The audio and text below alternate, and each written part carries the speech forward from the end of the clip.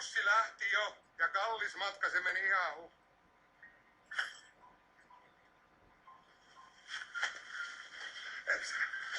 Elsa, Ismo tässä. Hei, kuuletko mua? Koskeeko sua?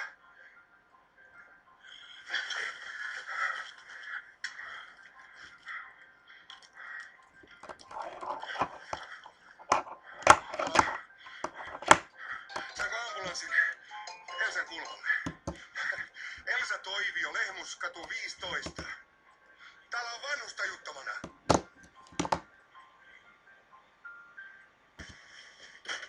Mikä tilanne? Infarktin epäily löydetty tajuttomana. Liutus on aloitettu.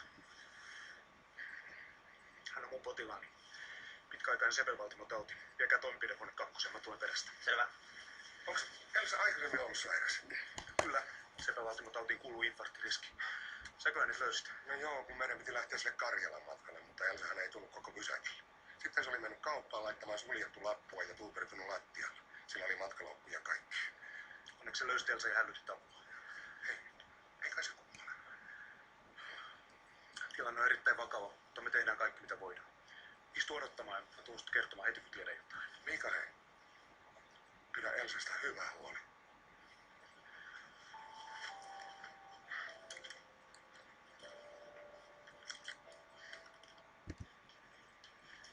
Se yritti antaa Elsalle liuotushoitoa, mutta eihän se tehon.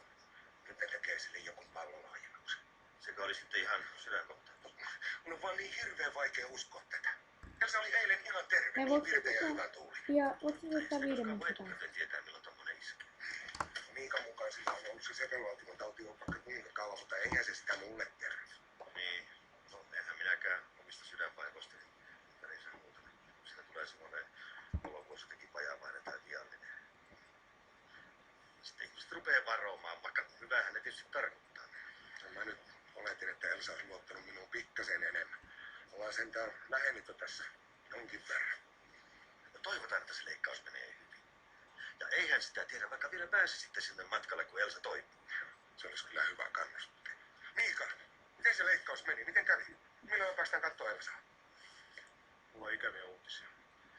Kardiologi yritti kaikkensa, mutta infarkti oli niin laaja, ettei Elsan sydän kestänyt toimenpidettä.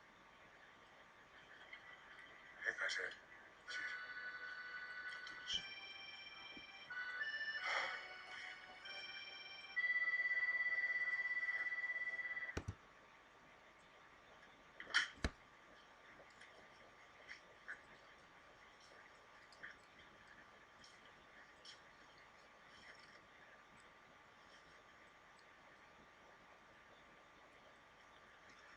Mun täytyy mennä jatkamaan töitä, mutta olkaa niin pitkään kuin haluatte. Kiitos.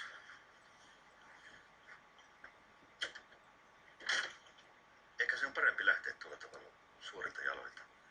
Ettei joudu kitumaan jossain vuodeosastolla vuosikausia.